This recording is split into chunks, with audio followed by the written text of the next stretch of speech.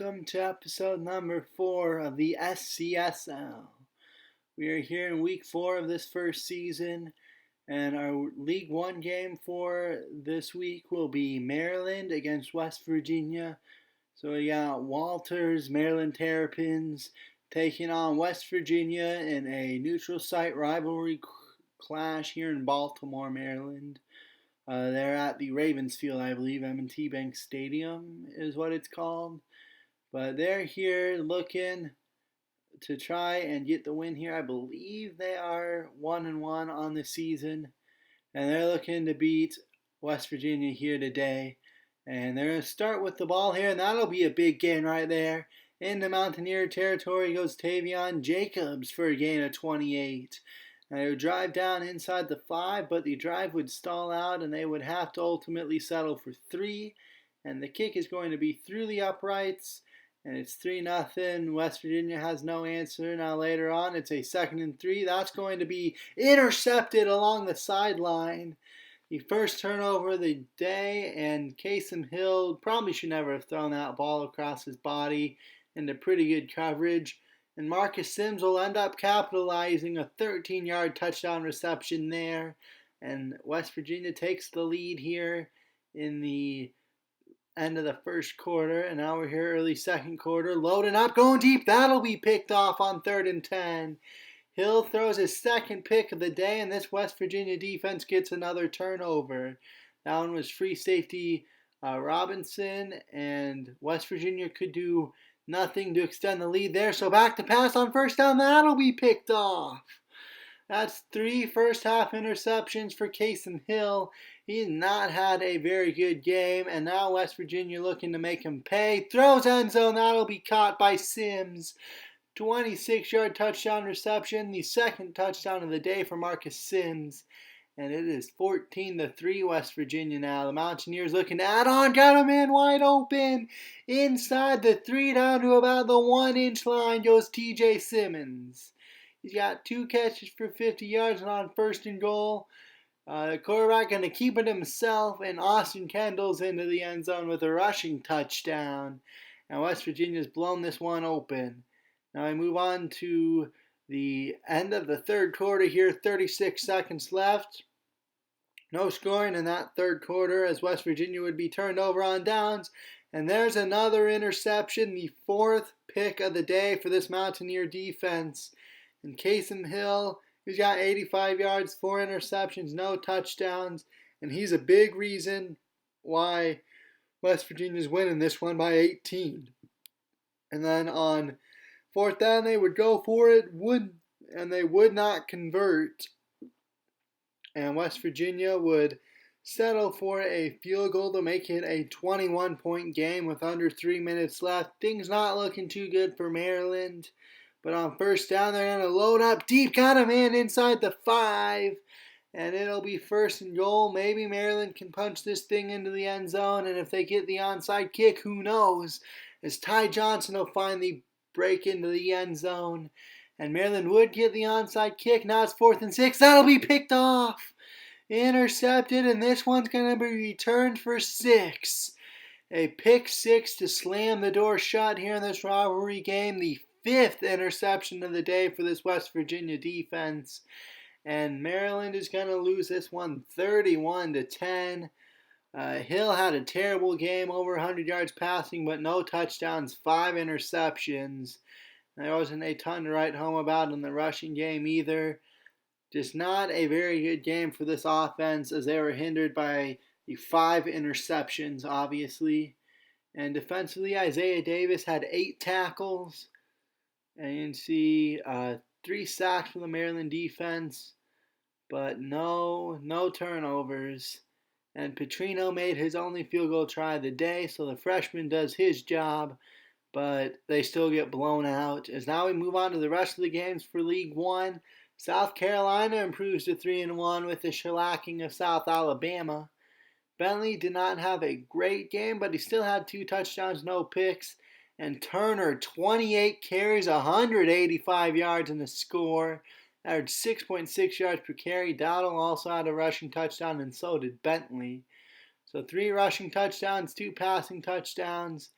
And Yeah, it was a good game for the Gamecocks as they pound South Alabama into oblivion. And you can see interceptions for Cook and Williams, a forced fumble for Green, a fumble recovery for Horn, forced fumble for Ibe, and that one was not recovered.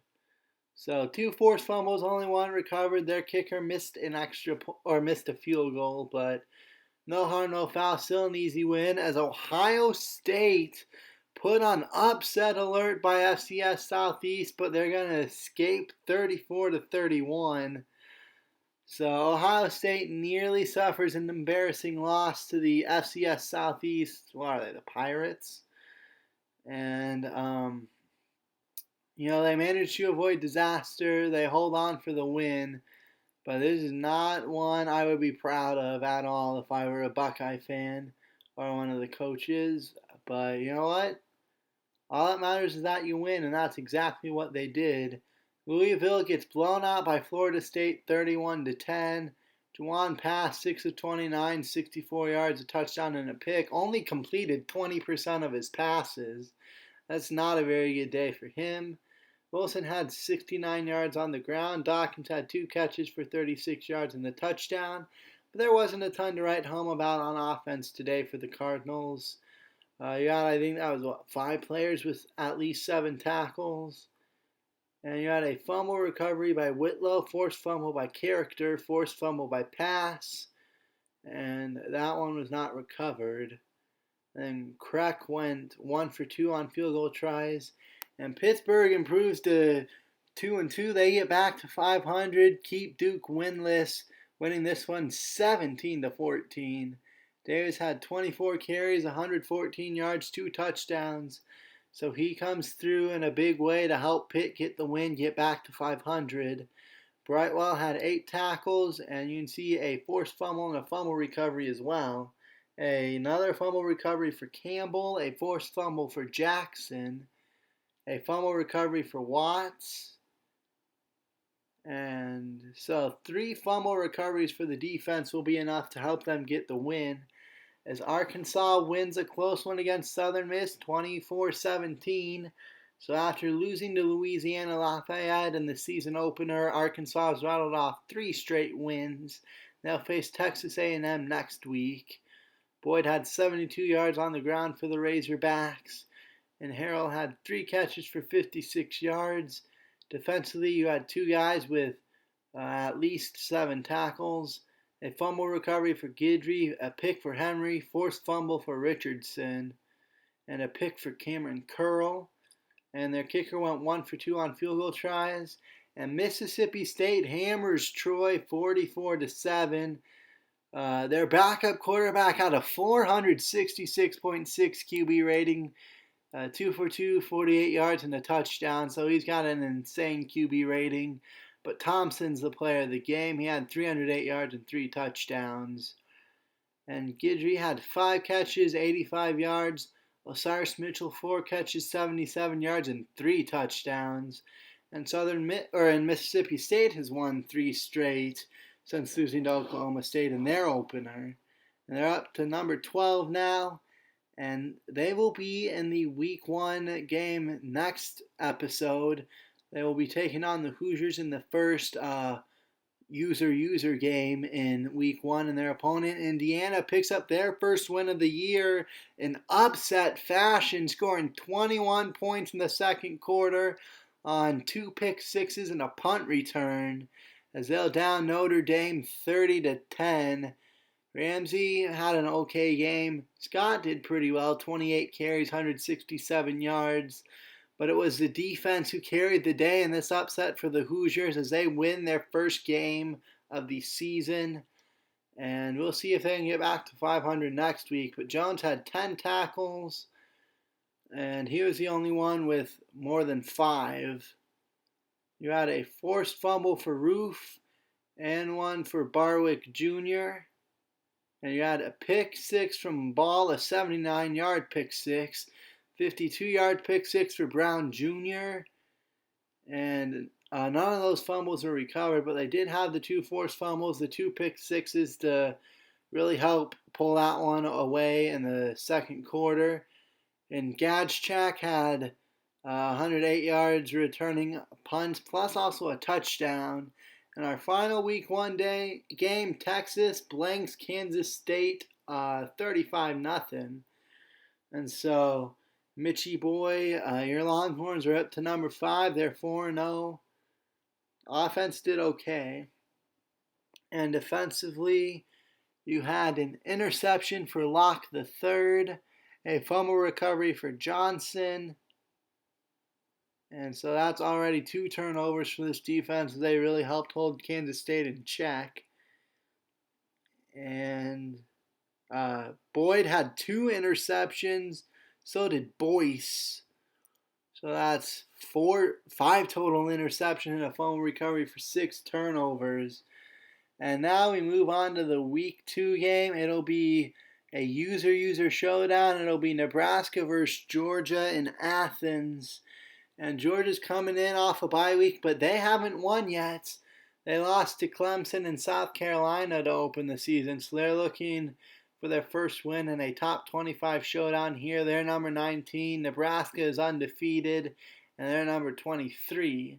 You take a look at the season offensive ranks for each team so far. Nebraska really has done a pretty good job racking up some yards on offense. And they'll start with, well, actually, they won't start with the ball here. We're going to jump into late first quarter. And Adrian Martinez will pick up 14 there to get them into field goal range. They would settle for 3, and Pickering's kick would be through the uprights and good. And Georgia's going to get the ball back. Going deep, has a man wide open. It's Demetrius Robertson. And Robertson had 39 yards, and later on it's the 3rd and 4. Throwing end zone, has a man wide open in the corner of the end zone. And that's Simmons for a gain of 12. So Jake Fromm with an early passing touchdown there.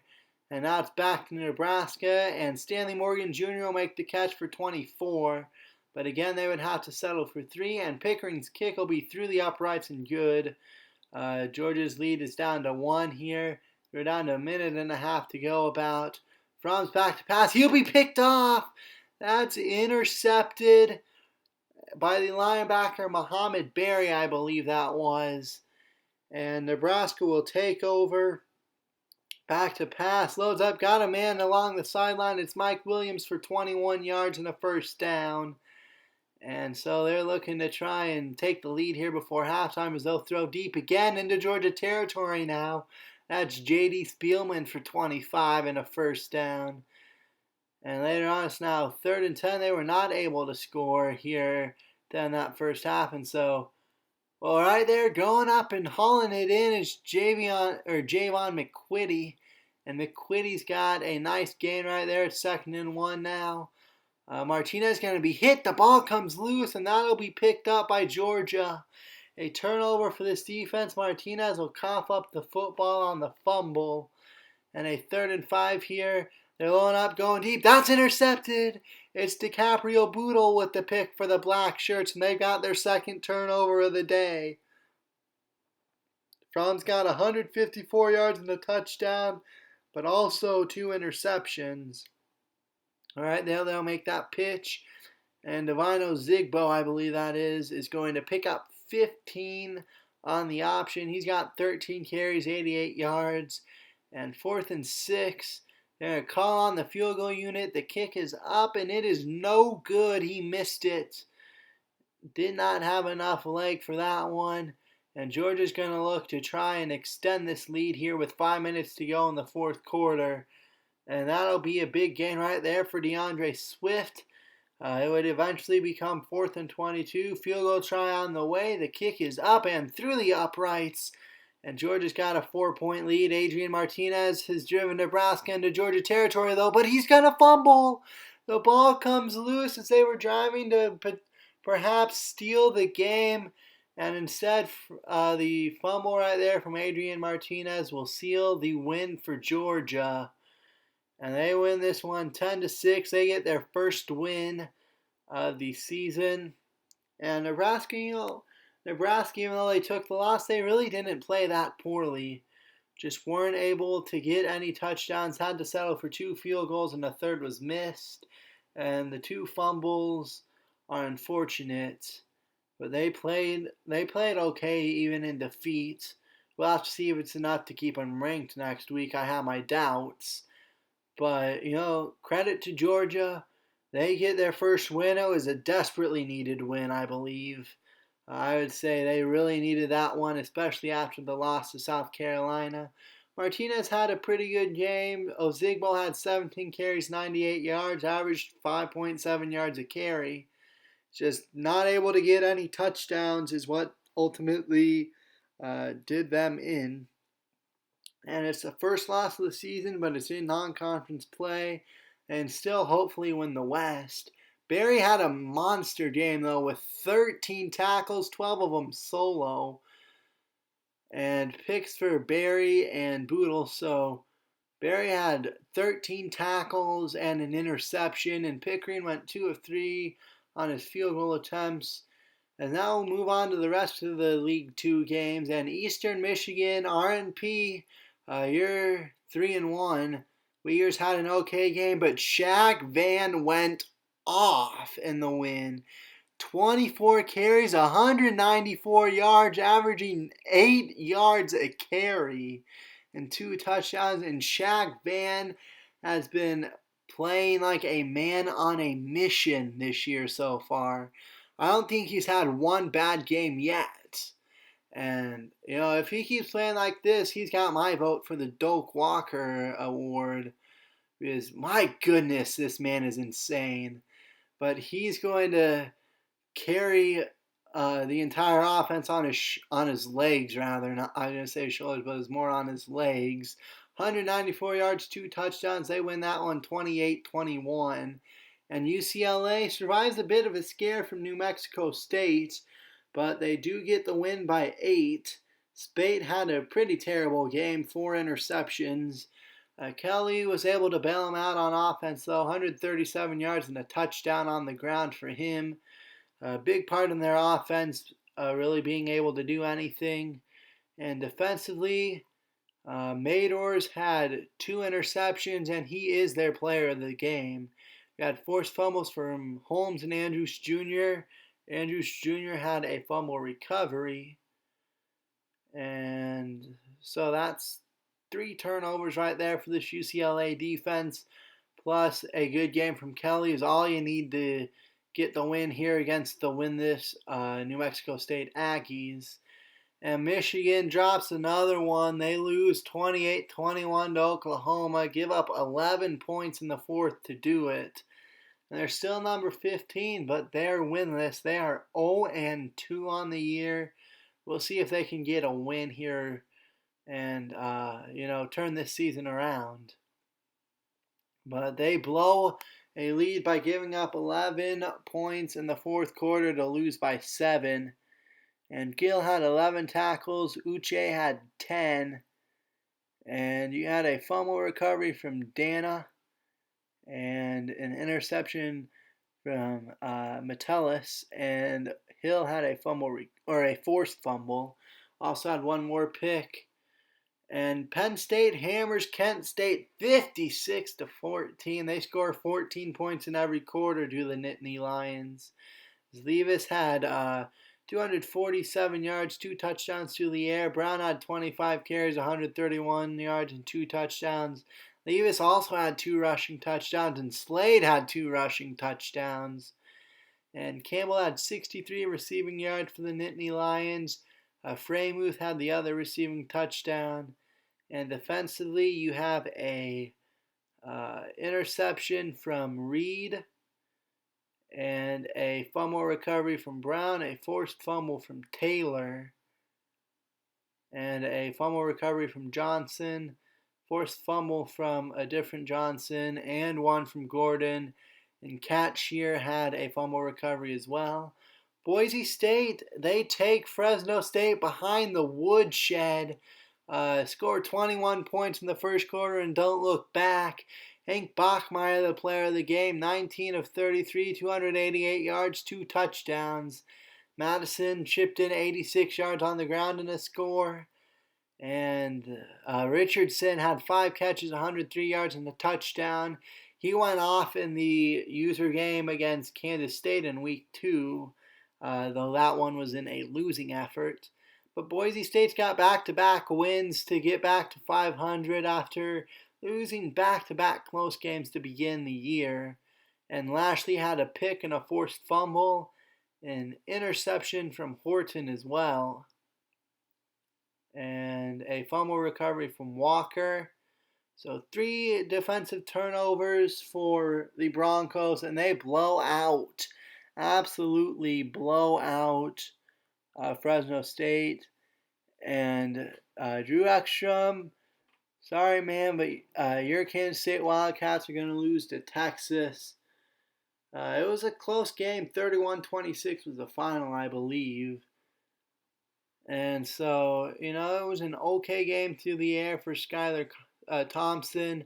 The player of the game is Zuber, who had 8 catches for 124 yards and a touchdown. Schoen also had a receiving score, and Size Love had 10 tackles for the K-State defense. Adams had a pick, Walker had a forced fumble, Shelley had a pick as well. And so, Kansas State played pretty well, just couldn't pull out the win. Lynch made 2 of his 4 field goal tries in the 6-point loss. But that'll do it for me, and I will see you guys next time. Have a great day, everybody.